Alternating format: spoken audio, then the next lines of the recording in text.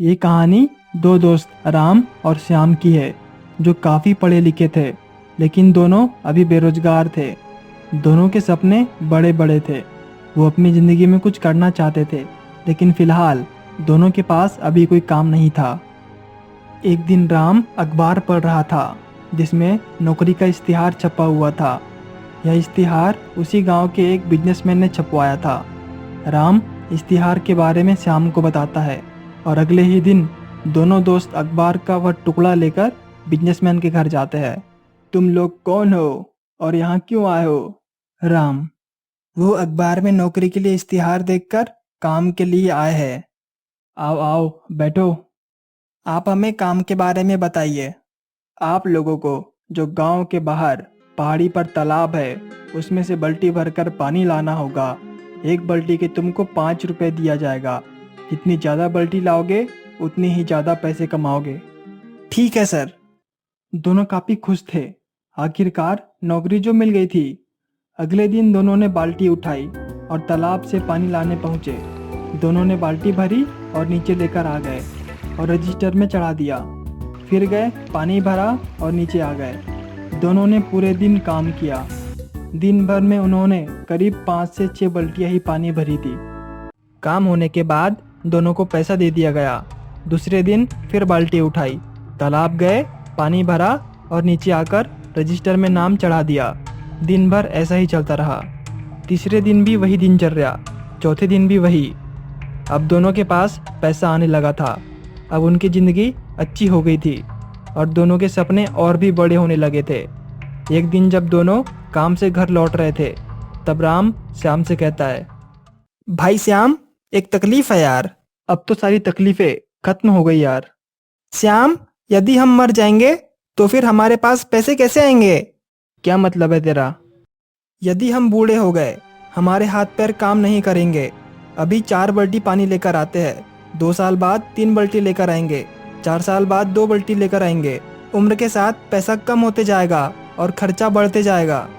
अरे ये क्या कह रहा है तू? आज की सोच आज की। नहीं, मैं तो भविष्य की सोच रहा हूँ। अच्छा, तो फिर क्या करेगा? मेरे पास एक जुगाड़ है। क्या? पाइपलाइन बिछा देते हैं, बस एक बार की मेहनत है पागल। तेरा दिमाग खराब है? पाइपलाइन के लिए पैसा तेरा बाप देगा और साथ ही साथ कितनी मेहनत लगेगी, कितना टाइम लगेगा और कितना दिन लगेगा। अगर हमने पाइपलाइन बनाने में पैसा खर्च किया तो हम आज क्या खाएंगे और 10 दिन बाद क्या खाएंगे? लेकिन 3 महीने बाल्टी भर भी लाए और 6 महीने बाद हाथ पैर टूट गए, तब कैसे खाएंगे जिंदगी भर? मैं इतनी दूर की नहीं सोचता, आज की बात कर आज की। मुझे तेरे कोई भी प्लान में कोई इंटरेस्ट नहीं है। तू मेरा दोस्त है, दोस्त रहेगा। इतना कहकर दोनों अपने अपने घर चले गए। श्याम रोज की तरह दिन में 5-5 बाल्टी पानी लाता था और राम जहाँ दिन में 5-5 बाल्टी पानी लाता था अब 2-2 बाल्टी लाने लगा ताकि उसका खर्चा चल पाए। और बाकी का जो समय था उसमें पाइपलाइन बनाने में दिमाग लगाने लगा। कहाँ से पाइपलाइन बिछेगी, कैसी बिछेगी, कहाँ से लाऊंगा? वो दिन में 25% काम पानी भरने का करता और 75% काम पाइपलाइन लगाने का। और धीरे धीरे श्याम बहुत अमीर बन गया, क्योंकि श्याम दिन भर में 5-5 बाल्टी पानी लाता था और राम केवल दिन भर में एक ही बाल्टी लाता था। श्याम के घर के सामने गाड़ी आ गई थी।